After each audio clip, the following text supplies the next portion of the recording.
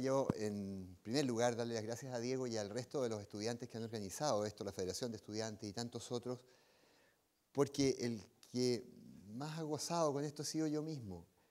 Tengo la fuerte sensación de estar viviendo la universidad en este momento. No tendría jamás probablemente la oportunidad de escuchar al profesor Castillo, al profesor Rosas, o al profesor Mansi, al profesor San Martín, que esta mañana me han abierto el mundo, han hecho que mi mundo sea universal, universitas, y no limitado por ese quehacer cotidiano tan vertiginoso en que vivimos los médicos o todos los santiaguinos en general. El problema que yo les traigo a colación es más un desafío que una pasión, pero se transforma permanentemente en un diálogo entre una pasión y un desafío. Y es que yo me dedico a ver adultos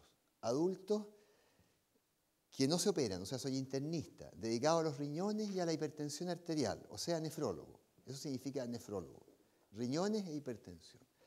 Y cuando los riñones fallan, la gente se muere o se dializa o se trasplanta. Y esas son las alternativas, y no hay más.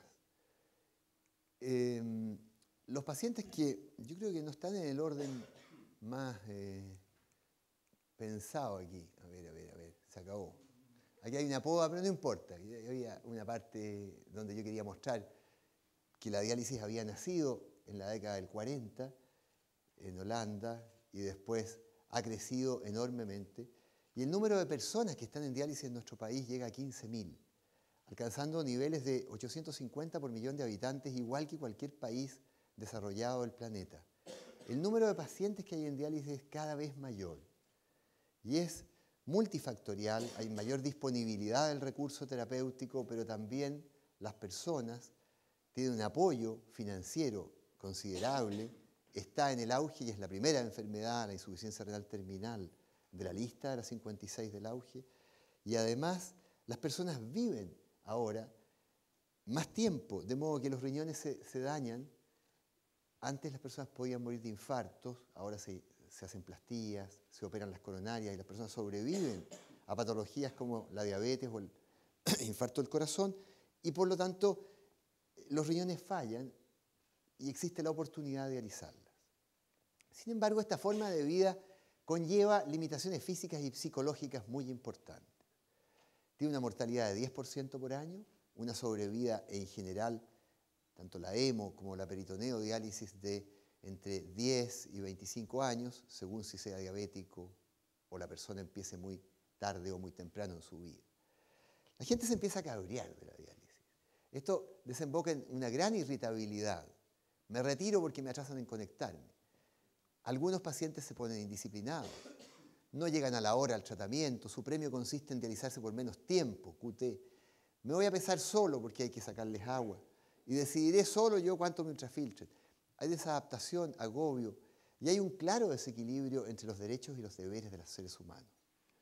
Lo que puede conducir eventualmente, con mucha frecuencia, a depresión. Entonces, en esta diapositiva yo resumo la secuencia de que las limitaciones físicas conducen a problemas psicológicos, pero estos a su vez problemas sociales, porque hay a veces problemas de convivencia claramente en la familia, y esto desemboca en una pérdida del sentido de la existencia y un deterioro espiritual. Pero esto no solo tiene una secuencia etiológica o causal, sino que tiene también un efecto sumatorio, que termina en lo mismo, una pérdida del sentido de la existencia. Entonces, en lugar de tener personas que trabajan o que están en jornadas parciales, podemos tener gente muy inactiva. En lugar de personas tolerantes, podemos tener personas rebeldes, resignados y tristes, en lugar de buscar activamente alternativas de vida, pesimistas, amargos, irónicos en vez de asertivos, desconfiados o encerrados en sí mismos, pasivos, que no asumen el dolor, sin hobbies, que ya se lo sabe todo o abiertos a aprender, agresivos o en paz. Esta lista está lamentablemente un poco desviada hacia el lado izquierdo de vuestra pantalla en la gente que vive en diálisis y hay que comprenderlos. Hay que comprenderlos, pero al mismo tiempo mantenerlos con una disciplina de vida para que puedan mantenerse vivos hasta que logren sacar un trasplante, si es que lo logran. Y los problemas ético-clínicos tienen que ver muchas veces con el deseo de cortar esta forma de vida, este tormento, o no poner en diálisis a una persona tan anciana como ella. Este es un hombre de 92 años que yo traté, no tiene nada de agregado ni de quitado a este diapositivo. Estaba en la etapa final de su vida, pero al mismo tiempo con una insuficiencia renal muy avanzada. El paciente tiene una esposa con cáncer en etapa terminal. Y me recuerdo muy bien que me dijo, doctor, por favor, yo quiero dializarme porque así podría acompañar a mi esposa hasta su muerte. Inició la diálisis, su esposa falleció 4 meses después y el paciente falleció 2 años después. Cuando presenté a este paciente para ponerlo en diálisis, muchos me dijeron, está ahí loco, paciente de 92 años, déjalo que se muera. Pero el paciente tenía sus motivos. Entonces no es fácil el problema de decidir a quién colocar o no, y ni mucho más fácil tampoco interrumpir el tratamiento. Carl Jung dice, un gran psiquiatra de origen israelita, llevo 30 años atendiendo enfermos de todos los países, de toda fe e ideologías, y entre todos mis atendidos no hubo uno solo cuyo problema fundamental no haya sido a la postre el encontrar una concepción religiosa de la vida.